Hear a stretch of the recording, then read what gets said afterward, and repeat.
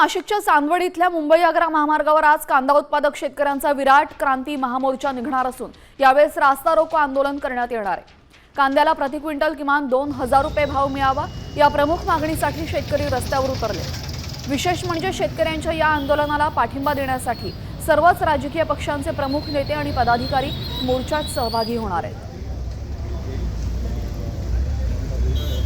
मी आता या चांदवडच्या या चौफुलीवर आहे जिथे हा रास्ता रोको होणार आहे। आपण बघू शकतो की या ठिकाणी जे आहे जी तयारी जी आहे आता ही पूर्णपणे होत आहे। तर कांदा उत्पादकांचा आज विराट महामोर्चा निघणार आहे आणि या मोर्चामध्ये सर्वपक्षीय नेते सहभागी होणार असल्याची माहिती समोर येते।